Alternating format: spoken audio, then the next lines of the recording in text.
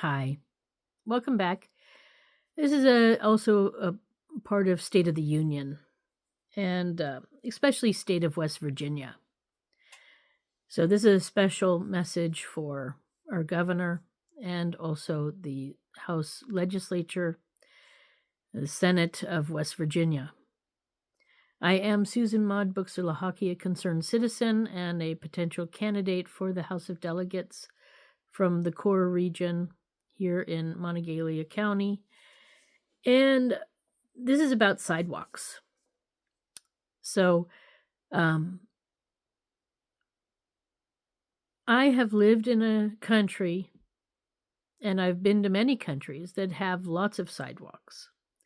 And the sidewalks are well kept so that strollers, children on bicycles, and people in wheelchairs can get around all by themselves because these things are taken care of. They're smooth, they're not cracked, and they're kept clean and usable. And it works. People of all ages can use them, and they work. And in those places where these things are, the citizens are in good shape because instead of having to get into a car to drive to the store, they can take their bike. And they don't have to fear for their lives because they're not battling the cars because they have a place to be. There's a bicycle lane and a pedestrian lane, and it's wide enough for both. But they can also walk if they want. And if they happen to have a wheelchair, or if they're blind, they can walk too. Or if they're in a wheelchair, they can wheel themselves there. Also, just out of the context here, I haven't seen this, but maybe it happens somewhere in the U.S. So in Switzerland, where they have sidewalks, even horses use them. So that way the horses can get out and get to the pastures to go galloping and whatnot with their owners. So they can enjoy their freedom and their legs and whatnot. If they had to work and walk on the roads with the cars, then that could cause some problems too. But because Switzerland has organized a whole separate speed zone for travel, whether you're walking, running, skateboarding, rollerblading, on your bike, on a wheelchair, you've got a zone too that's safe for your travels, away from the vehicles, which are deadly. So when I first came to West Virginia, going out to this, where I live right now, the way used to be filled with carcasses from deer that nobody wanted, that were either killed someplace else and brought here and dumped, or they were hit by cars on the road. And I've been here only 5 years, and I've had one real deer incident, and then I saw one happen to the car in front of me once. And so the deer do come to the streets. And then, I see deer all the time coming to the streets. They are attracted to it. They're attracted to it being flat. They're attracted to the warmth. Apparently, they're attracted to the salt. So we need also to give salt to the deer elsewhere so that they don't go to the roads for the salt. Because just the other day, I saw one trying to enter the highway at like rush hour, which is a death wish for any creature going out there on the highway. And I looked it up later, and she was looking for salt. So we have to provide the animals a place. And now I know that sidewalks cost money, but it's part of the infrastructure.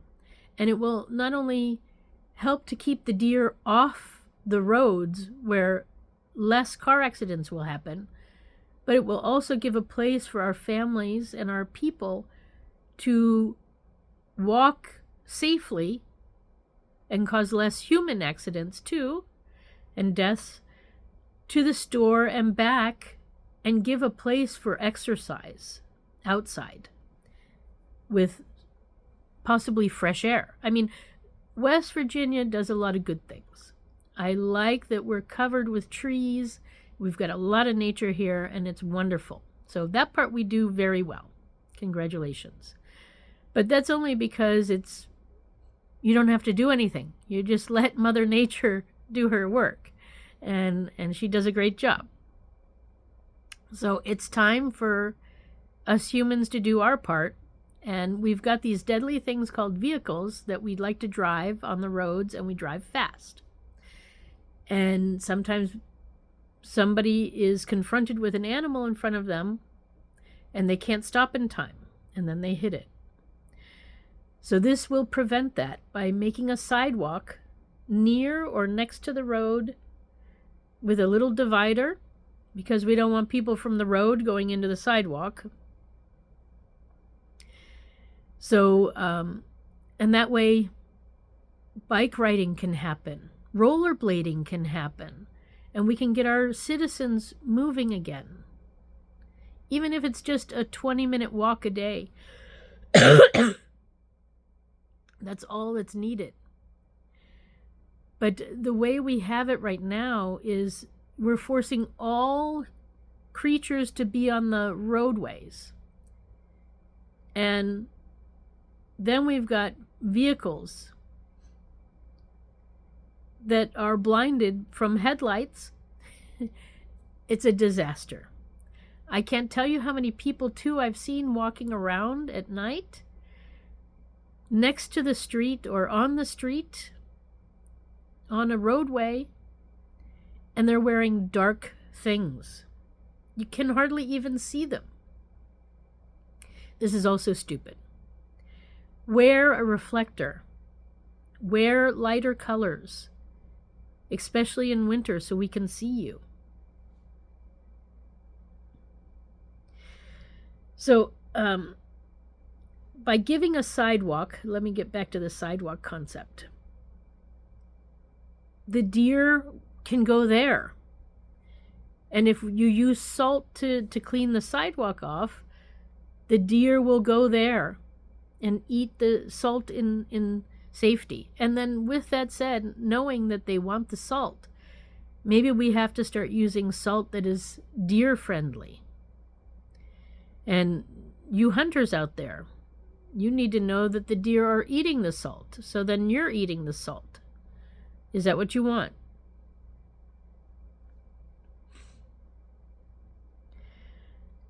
So these are things that I've learned this winter. I mean, some of them I learned in previous winters, but I'm only now reporting it. But the real thing is sidewalks are necessary. They serve a purpose for multiple things. And it's time to make them. And I've been walking and looking in Morgantown at the sidewalks there, which are a disaster. You have a sidewalk that leads to a telephone pole. And if you're a handicapped person in a wheelchair, you have to turn around and go back, because you can't get around the telephone pole. It's in the middle of the sidewalk. I mean, come on. What kind of professionalism is that, Morgantown? I don't know who the mayor is, and I don't know who's in charge of this infrastructure here. And then you've got, like, sidewalks that are mismatched and not fitting and broken, and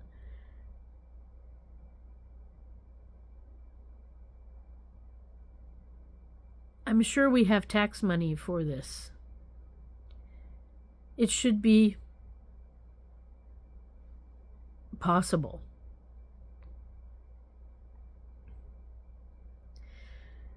So, if we don't have tax money, we need to make it. So that's the House of Delegates. You need to go and look at Morgantown. It's a nightmare. And I believe Clarksburg also is not so great. So we need sidewalks that are usable. The purpose for city sidewalks is for people in wheelchairs to get around. But if you put a telephone pole in the middle of it, and you don't put an off-ramp and an on-ramp, a way to go around it, I mean, that's the minimum you could do. What would be better is to remove the telephone pole and put it someplace else. You can attach the wires to a house, to the building that's there. You don't need a pole. As a thought. You can attach it to the building. Take the pole out, fix the sidewalk so that a wheelchair can use it.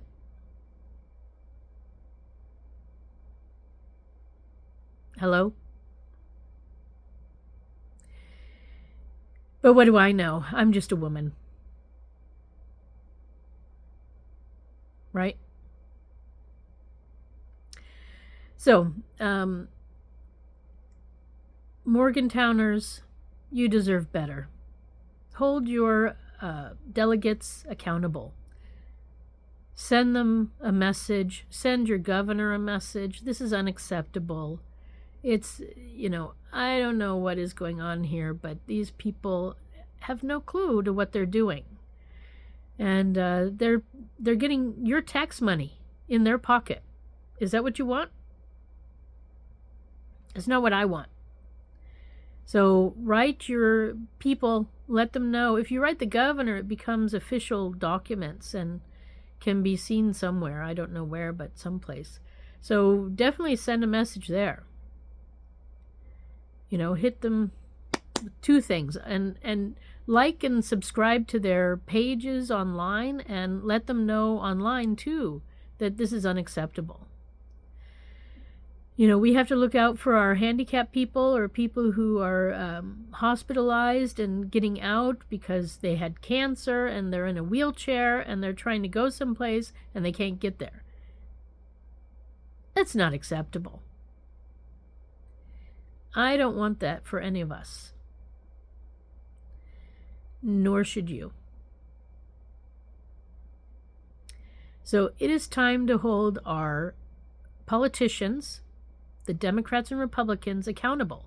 They're the only ones who've ever been in charge. They're the only ones that we can point our finger at and blame. And they have been using us and abusing us and stealing our money, right and left, and not doing their work. Everyone in office is illegally there. That's how bad the fraud is in the election process. So write them nasty messages. I recommend it.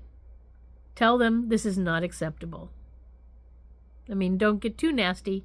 Don't get personal. Get angry. Let them know you're angry. Don't get personal. But let them know we're not tolerating this anymore. And it's time to work. Time to do their job. Okay. So, I would write the president too. He should also know what's going on in our state. The more we can let know, the better. Knowledge is power. And knowing who's taking care of who is important. So if you want to find out more about me, I am Susan4USA.com. That's Susan, excuse me, the number 4, USA.com. Thanks for stopping by. This is an extra one for today.